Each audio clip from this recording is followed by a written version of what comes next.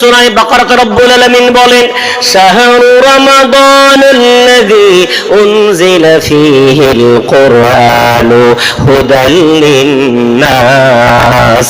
রমজান মাসে কোরআন অবতীর্ণ করা হয়েছে। ওই কোরআন হলো গোটা মানব জাতির জন্য পথের দিশারি, গোটা মানব জাতির জন্য হেদায়েতের বই, গোটা মানব জাতির জন্য গাইড বুক। একটু জোরে জোরে বলা যাবে না? বিশ্বনবী এক হাতে তুলে নিলেন আল কোরআন, অপর হাতে তুলে নিলেন কালিমার দাওয়াত। বিশ্বনবী কোরআন শোনাতে লাগলেন মানুষের মাঝে, আমার রাসূল কোরআন শোনাতে লাগলেন। ভাই আমার, আমরা যখন জলসার মঞ্চে উঠি বুকের মধ্যে দূর করে কেঁপে ওঠে, নিজেকে বড় অত্যাচারী মনে হয়। বিশ্বাস করেন, আমি আল্লাহর কসম খেয়ে বলছি, বিশ্বনবীর জন্য কোনদিন তার জামানে এত সুন্দর সিংহাসন দেওয়া হয়নি। রাসূল কোরআনের কথা বলবেন, এত সুন্দর মঞ্চ রাসূলকে বানিয়ে দেওয়া হয়নি, এত সুন্দর প্যান্ডেল রাসূলের জামানায় করা হয়নি।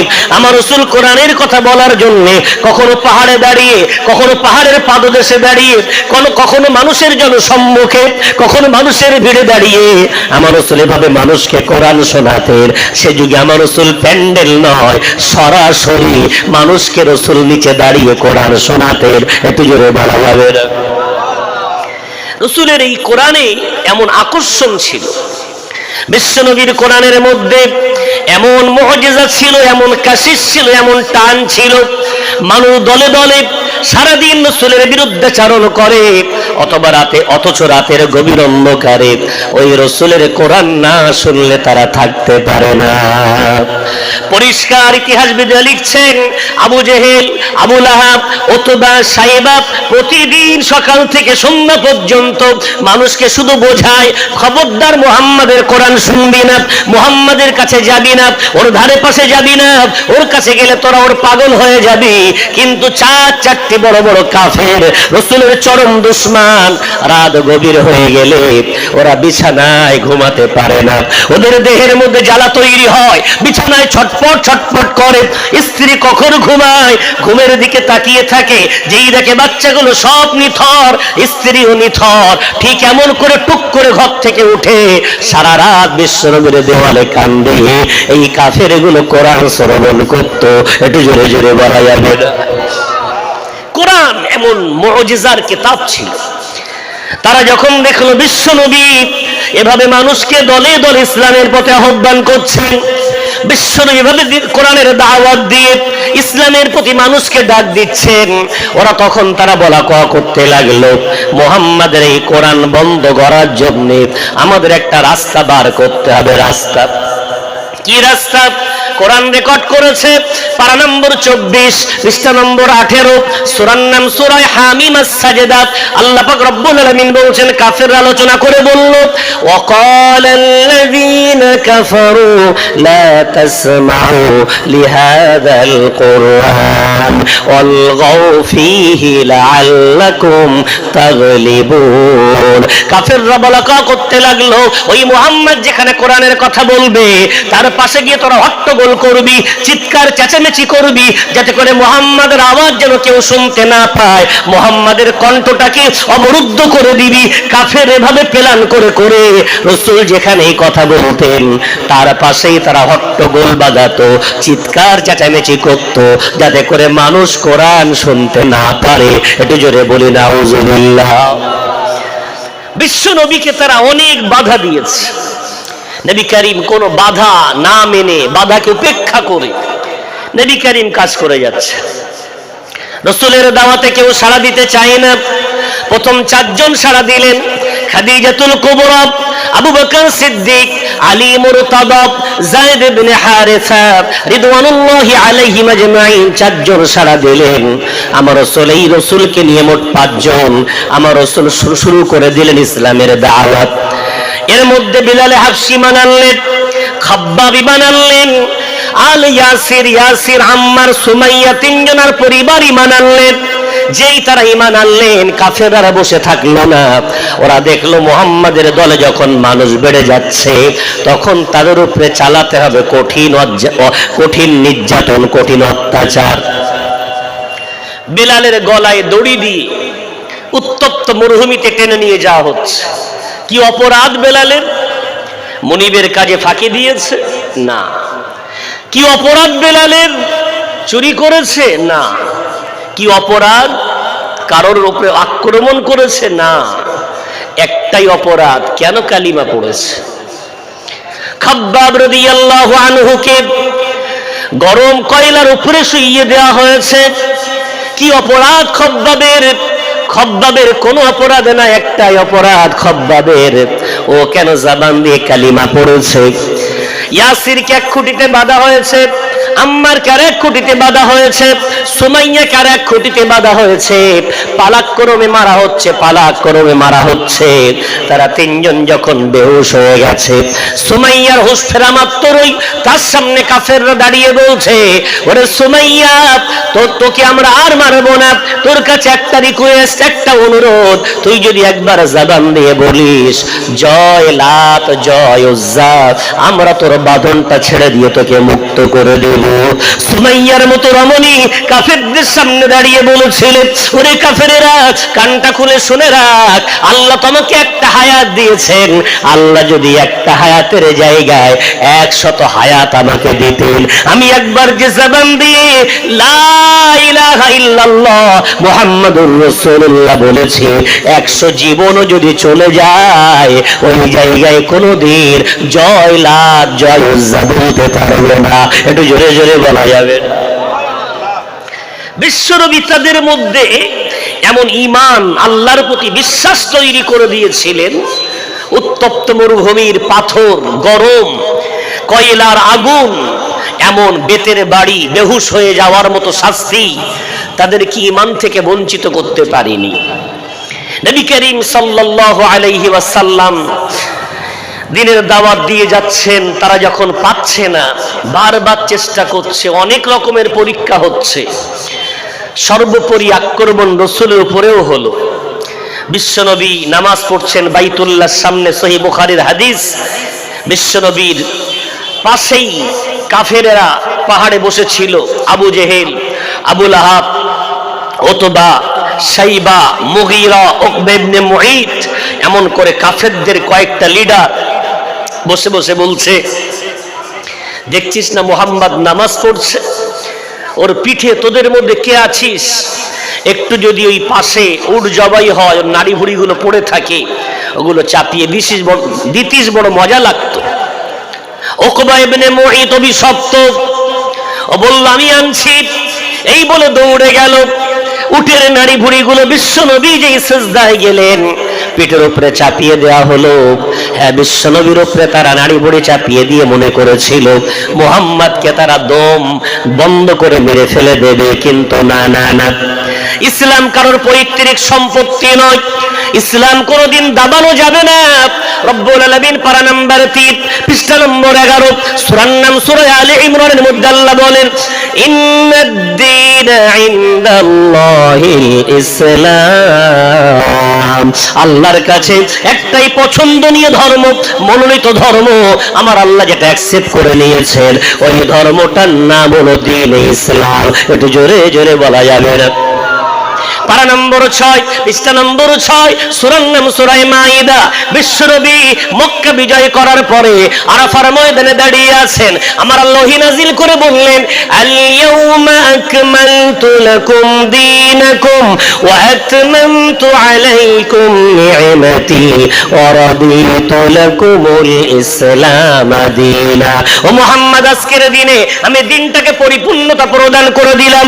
আজকের দিনে ও নবী মুহাম্মদ, তোমার উপরে আমার নিয়ামত রাজিগুলো পূর্ণ করে দিলাম। ও নবী মুহাম্মদ, আজকের দিনে কিয়ামত পর্যন্ত ইসলামটাকে আমার পছন্দনীয় ধর্ম হিসাবে আমি আল্লাহ বাছাই করে নিলাম। একটু জোরে জোরে বলা যাবে। বিশ্বনবী তারা জবান দিয়ে বলেছেন, ইন্নাল ইসলাম ইয়ালু ওয়া লা ইউলা আলাইহি, ইসলাম কখনো দাবানো যাবে না, যত তুমি দাবাবে তত ইসলাম ফুলে ফেপে মোটা হবে। একটু জোরে জোরে বলা যাবে। অত্যাচার চলছে, চতুর্দিকে অত্যাচার, ঈমান আনার কারণে। নবী করিম সাল্লাল্লাহু আলাইহি ওয়াসাল্লাম, আল্লাহর হুকুম, তুমি মানুষকে সুন্দর বানিয়ে যাও। অত্যাচার চলতে থাক, চলছে, কোনো প্রতিবাদ সভা নয়, কোনো আন্দোলন নয়। আমার রাসূলের যে কাজ মানবকে পরিবর্তন করতে, রাসূল কাজ করে যাচ্ছে। তাদের সহ্য হলো না, ওরা দেখলো এভাবে যদি আমরা অত্যাচার করে যদি আমরা তাদেরকে ইসলাম থেকে বাধা দিতে না পারি, তাদেরকে অবশ্যই আরো কঠিন পদক্ষেপ নিতে হবে। কি পদক্ষেপ তারা নিল? তারা পদক্ষেপ নিল এসআইআর করলো। এসআইআর আজকে নতুন নয়, এটা পুরাতন। কাবা শরীফের দেওয়ালে লিস্টটা নিয়ে দেয়া হলো, এসআইআর এর তালিকাটা নিয়ে দেয়া হলো। যারা মুহাম্মদকে ভালোবাসে, যারা মুহাম্মদকে বিশ্বাস করে, যারা মুহাম্মদকে সঙ্গ দেয়, যারা মুহাম্মাদের অনুসারী, তাদের সাথে আমাদের খাই খেলাই, তাদের সাথে ওঠা বসা, তাদের সাথে লেনদেন, তাদের সাথে বিয়ে শাদী, আজ থেকে আমরা সব বয়কট করে দিলাম। হ্যাঁ, বিশ্ব নবীর নাম ওই এসআইআর তালিকায় চলে এলো। ডিটেনশন ক্যাম্প তৈরি করা হলো। ক্যাম্পটার নাম হলো শিয়াবে আবি তালিব। আমার রাসূল গোটা সাহাবীদের নিয়ে বয়কট হয়ে গেলেন। কেউ কথা বলে না, কেউ কোনো খাদ্য দেয় না, কেউ কারোর সাথে কোনো সম্পর্ক রাখে না। আমার রাসূল মুসলিমের সাহাবাদেরকে নিয়ে শিয়াবে আবি তালিব বলে একটা ঘাঁটি, ওই ঘাঁটির মধ্যে আমার রাসূল সাহাবাদের নিয়ে থাকতে লাগলেন। হাজার অত্যাচার করো না কেন, আমরা আল্লাহ ছাড়বো না। খাদ্যের এত সংকট দেখা দিল, তাঁবুর মধ্যে পানি নাই, তাঁবুর মধ্যে খাদ্য নাই। সাহাবারা নিজে বর্ণনা করছেন, 3 বছর ধরে আমরা বাবলা গাছের পাতা চিবিয়ে খেয়েছি। আমাদের ঘরের নারীগুলো তারা বাচ্চাগুলোকে দুধ দেবে, স্তনের দুধ ছিল না, তারা জিভ বার করে নিজের বাচ্চার মুখে দিয়ে বলতো, বাবারা আল্লাহকে মেনেছি বলে মা হয়ে তোকে দুধ দিতে পারলাম না, আমার জিভের থুতু খেয়ে বেঁচে থাক, তবে আল্লাহকে আমরা ছাড়তে পারবো না। একটু জোরে জোরে বলা যাবে না? এসআইআর হচ্ছে, ডিটেনশন ক্যাম্পে রাসূলকে রাখা হয়েছে, চলছে অত্যাচার। চলতে চলতে বিশ্বনবীর 10 বছর পেরিয়ে গেল। বিশ্বনবী নিজের চাচা আবু তালিবকে হারিয়ে ফেললেন। খাদিজাতুল কুবরা দুনিয়া থেকে চলে গেলেন। গোটা মক্কা যেন রাসূলের জন্য আরো শূন্য হয়ে গেল। আমার রাসূল তায়েফের ময়দানে গেলেন। তায়েফের মানুষ, চাষি মানুষ, ওদের মনটা মনে হয় একটু নরম। বিশ্বনবী 7-7টা লিডারের সাথে কথা বললেন। ও তায়েফের লিডারেরা, আমি মক্কা থেকে মুহাম্মদ এসেছি, তোমাদের কাছে সম্পদ চাই না, তোমাদের কাছে কোনো অর্থ চাই না, তোমার এলাকার মানুষগুলোকে একটু অনুমতি দাও, আমি তাদেরকে একটু কোরআনের কথা বলবো। ওই লিডারগুলো, না না না, ও মুহাম্মদ, আমাদেরকে মক্কার কাফেররা তুমি আসার আগে খবর দিয়েছে, তোমার কোরআনে এমন আকর্ষণ, ওগুলো যদি আমার সন্তানদেরকে শুনতে দিই, আমার সম্প্রদায়কে শুনতে দিই, ওরা আমাদেরকে আর মানবে না, তাই তোমাকে ওই কোরআন শুনতে, তোমার ওই কোরআন শুনতে দেওয়া যাবে না। ওরা বাচ্চাদেরকে লেলিয়ে দিল। যায়েদ ইবনে হারিস বলছেন, যায়েদ ইবনে সাবিত বলছে, বিশ্বনবী হাবিবুল্লাহকে তারা তাড়িয়ে তাড়িয়ে মারতে লাগলো। আমার রাসূলের গায়ের উপরে পাথর বর্ষণ হতে থাকলো। আমি যায়েদ বারবার হাত দিয়ে পাথরগুলো বাধা দেওয়ার চেষ্টা করি, কিন্তু কোন দিকে ঠেকাবো? যেদিকেই দেখি এই দিক থেকে পাথর আসে। আমার রাসূলের গোটা দেহতে পাথর মেরে মেরে আমার রাসূলকে 3-3 বার তারা বেহুশ করে দিল। বিশ্বনবী রক্তাক্ত দেহ, ওই অবস্থাতে বিশ্বনবী খুব আহত শরীর নিয়ে মক্কায় ফিরে এলেন। অনেক লম্বা কাহিনী। উম্মে হানির ঘরে আমার রাসূল ক্লান্ত বদন নিয়ে, মন মরা অবস্থা নিয়ে বিশ্বনবী উম্মে হানির ঘরে বিশ্রাম নিচ্ছেন। হঠাৎ দেখতে পেলেন উপরের ছাদ যেন খুলে গেল। জিবরাইল আমিন এসে হাজির হয়ে গেলেন। ও মুহাম্মদ, চলো চলো, তোমাকে আর আমার আল্লাহ দুঃখ দেবে না, দুঃখের দিন তোমার শেষ হয়েছে, আজ থেকে আমার আল্লাহ তোমাকে পুরস্কার দেবে বলে ডাক দিয়েছেন। জোরে বলা যাবে না? বিশ্বনবীকে তুলে নিয়ে যাওয়া হলো। মক্কার সামনে যে ঘেরা অংশটাকে বলা হয় হাতিম, হাতিমের মধ্যে বিশ্বনবীকে শুইয়ে দেওয়া হলো। 4 বার সিনা চাক হয়েছে, ওপেন সার্জারি রাসূলের হয়েছে। এই 4র্থবার এবং শেষবার জিবরাইল আমিন সিনাটা চাক করলেন, দিল কলিজা বার করলেন, জমজমের পানি দিয়ে ধৌত করলেন, জান্নাতি পাত্র দিয়ে বিশ্বনবীর সামনে দুধ এবং মদ পান পেশ করা হলো। আমার রাসূল দুধ পান করে নিলেন। এরপরে বিশ্বনবীকে জিবরাইল আমিন ওখান থেকে বাইতুল মুকাদ্দাস, ওখান থেকে 7 তবক আসমান ভেদ করিয়ে সিদরাতুল মুনতাহা পার করিয়ে জান্নাত জাহান্নাম দেখানোর পর আল্লাহর সামনে হাবিবকে দাঁড় করিয়ে দেওয়া হলো। আমার রাসূলের জীবনের সবচেয়ে বড় মুজিজাত, বাপ নবী আদম আলাইহিস সালাম থেকে নিয়ে ঈসা রূহুল্লাহ পর্যন্ত 1,24,000 নবী রাসূল আসার পরেও কাউকে আমার আল্লাহ দুনিয়া থেকে আসমানের সফর করাননি। একমাত্র আমাদের নবীকে আমার আল্লাহ আসমানের সফর করিয়ে আমার রাসূলকে আল্লাহর দিদার প্রদান করে দিলেন। একটু জোরে জোরে বলা যাবে না? বিশ্বনবী আল্লাহর সামনে দণ্ডায়মান, রাসূল কারীম চলে আসবেন, নামাজের উপহার দেওয়া হলো।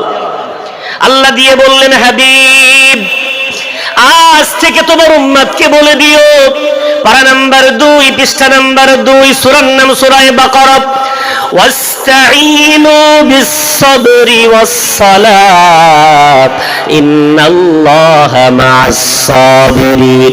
ও নবী মুহাম্মদ তোমার উম্মতকে বলে দিও, আল্লাহর কাছে সাহায্য চাওয়ার জন্য আমি আল্লাহ দুটো মাধ্যম উম্মতকে দিয়ে দিলাম। একটার নাম হলো রোজা আর অপরটার নাম হলো নামাজ। উম্মত ইফতার সামনে নিয়ে রোজা অবস্থায় যদি হাত তোলে, ও রাসূল আমার নবী মুহাম্মদ তোমার উম্মতকে বলে দিও, আমার বান্দা খার সারা দিন না খেয়ে ইফতার সামনে নিয়ে হাত তুলে দোয়া করলে ওই হাতটা আমি আল্লাহ কোনদিন ফিরিয়ে দিতে পারি না। নাম্বার 2 তোমার উম্মত কোনদিন যদি সিজদায় পড়ে সুবহান রাব্বিয়াল আলা, সুবহান রাব্বিয়াল আলা, সুবহান রাব্বিয়াল আলা বলে আমি আল্লাহ আমার কাছে হাত তুলে নামাজ পড়ে দোয়া চাই, ওই হাতটা আমি আল্লাহ ফিরিয়ে দিতে পারি না। তোমার উম্মতের জন্য এই দুটো ইবাদতের দ্বারায় আল্লাহর কাছে সাহায্য চাওয়ার রাস্তা খুলে দিলাম। একটু জোরে জোরে বলা যাবে না?